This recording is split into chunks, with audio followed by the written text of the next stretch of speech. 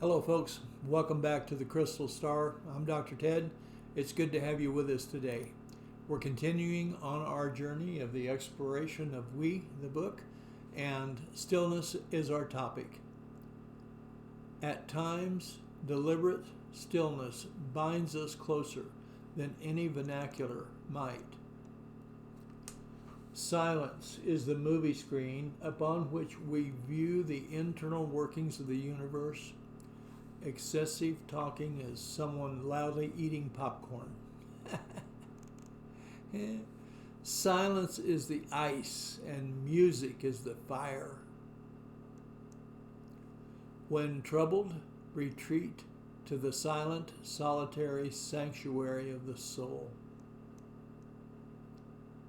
Discovering your inner sanctum is the ultimate sanctuary. Calm, clarity, and focus are the voices of silence. Solitude is a trampoline for the creative mind.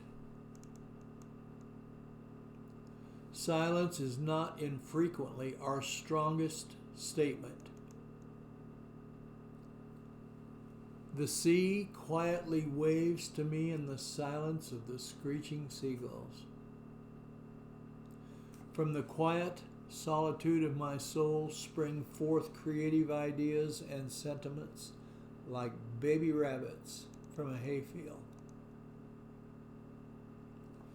The hours while away while I am alone with my thoughts.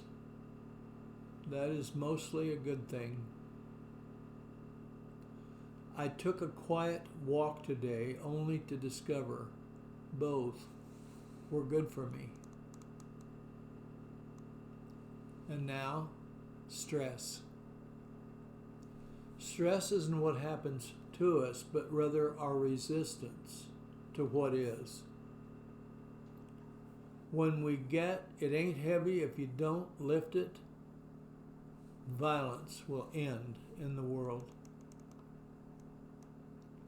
To steal the bully's power, ignore him.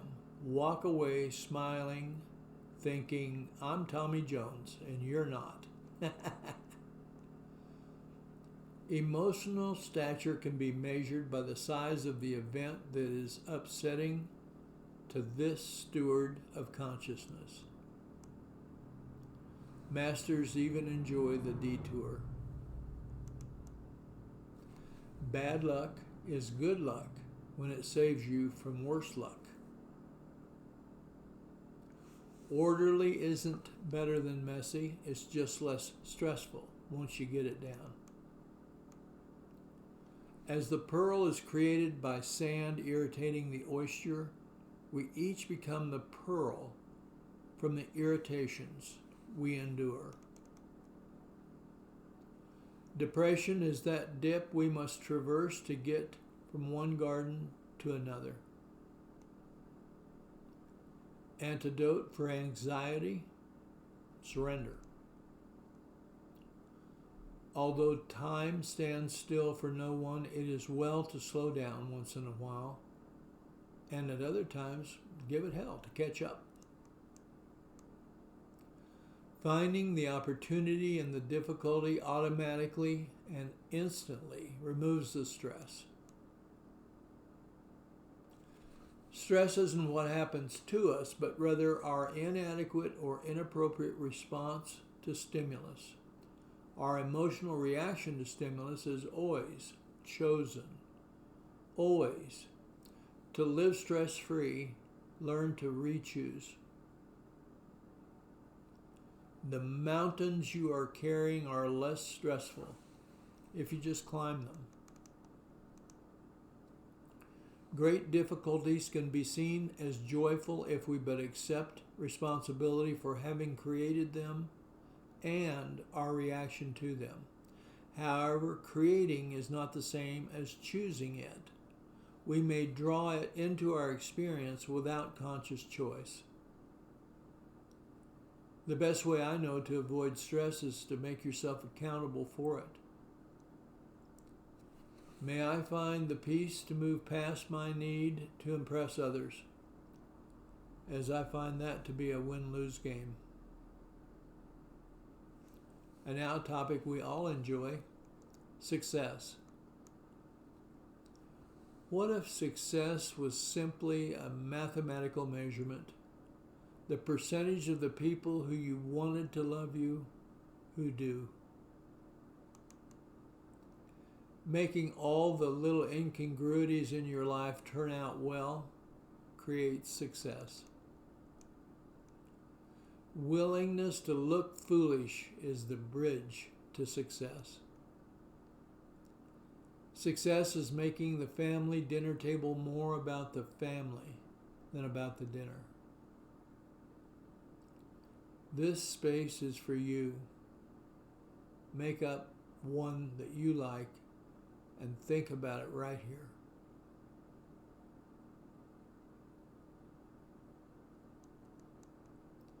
The soft rose-colored sunset against the pale blue sky and ivory clouds and distant pastel pink and yellow mountain horizon must be a prelude to what lies ahead. Just another day in the office for a Colorado ski patroller. If you helped only one person have a better day today, your day was not wasted. Success is the consistently measured advance of worthy short and long-term goals.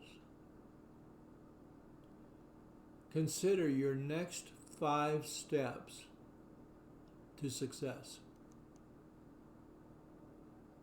People are overly concerned with having more. Ironically, as we learn how to expand our beingness, we discover the secret passage to having more. Success can be defined as the consistent accomplishment of successive goals.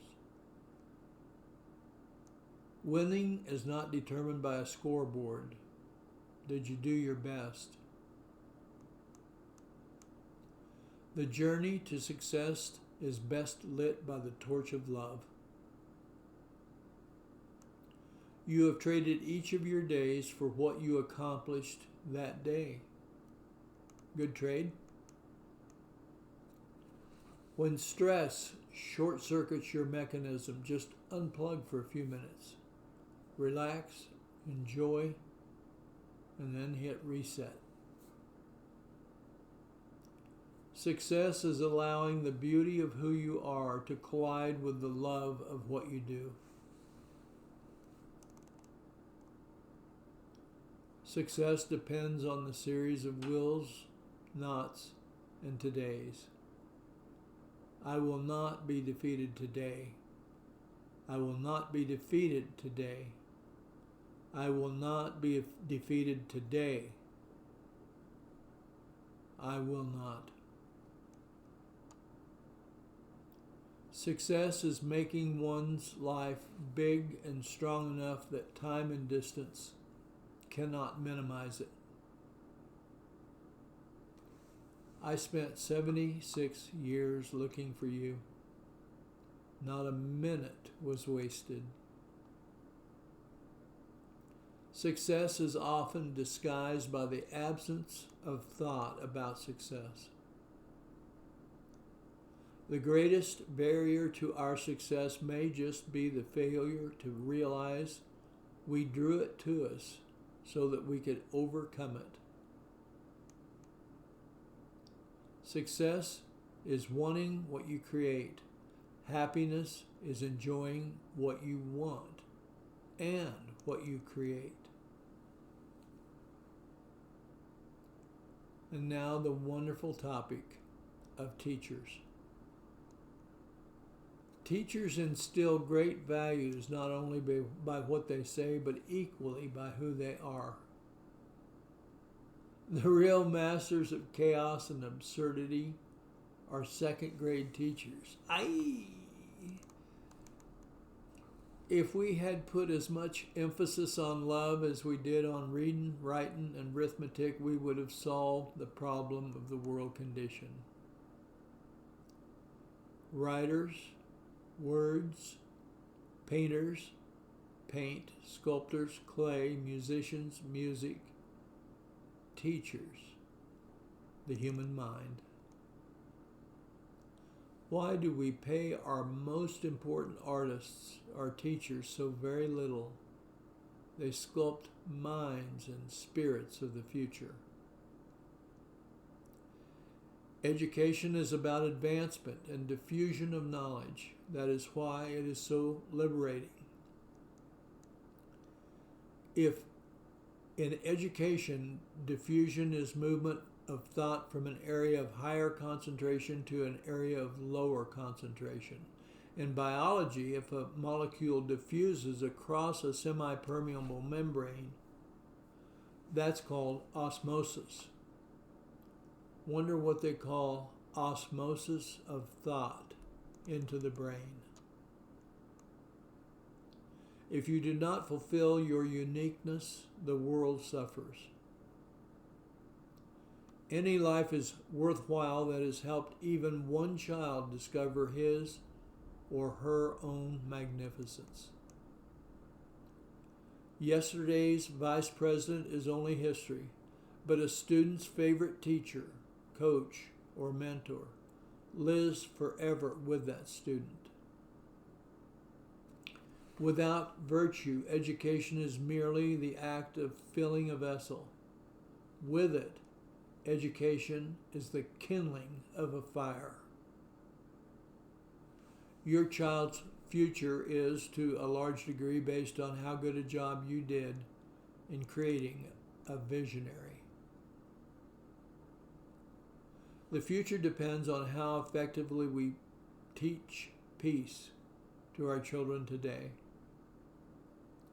Teaching shines the light of inspiration on the untapped reserves so the students can navigate inward on a true treasure hunt. The teacher writes the student's hidden reserves on the blackboard of life so that the student knows the way.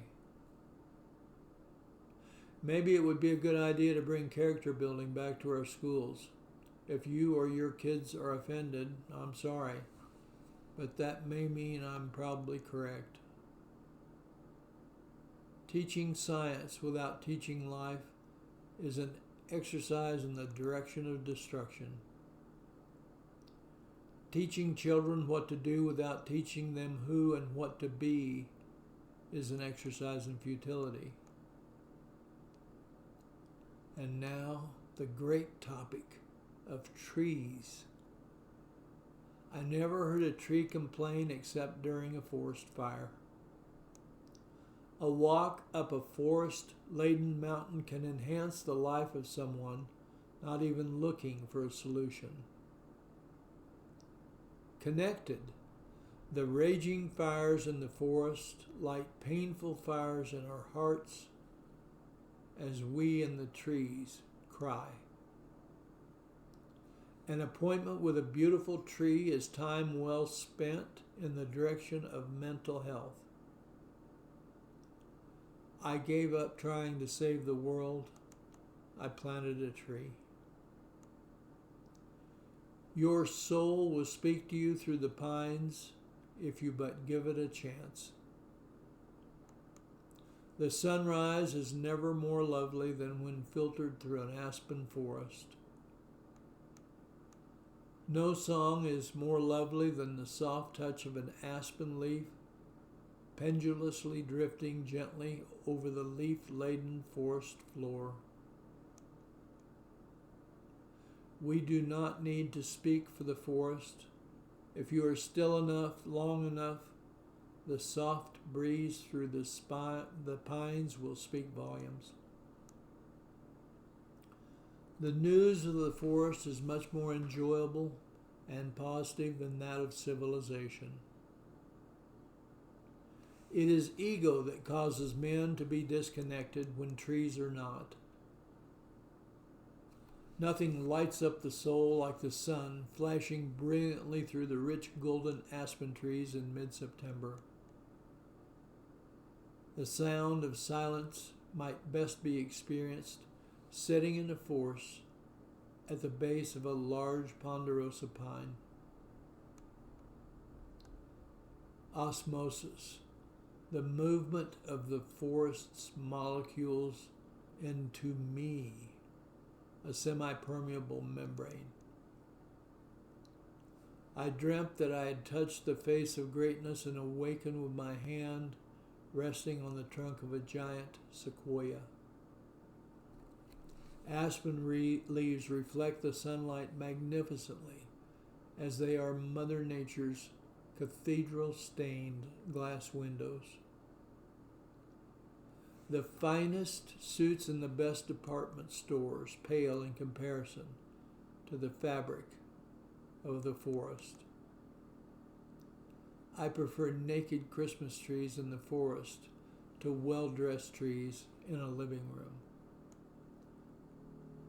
Trees are murals painted against the sky by Mother Nature, best observed lying on one's back, looking up while being still. If you have never made an appointment with a special tree, you are missing out on a really great friend. The best air on earth may be that which is inhaled deep in a forest of old trees. This is not my world with trees in it. They were here long before I was. Well, folks, I see it's time to feed the horses. Thanks for being with us today. Have a great day. Have a great life. Until we meet again, happy trails.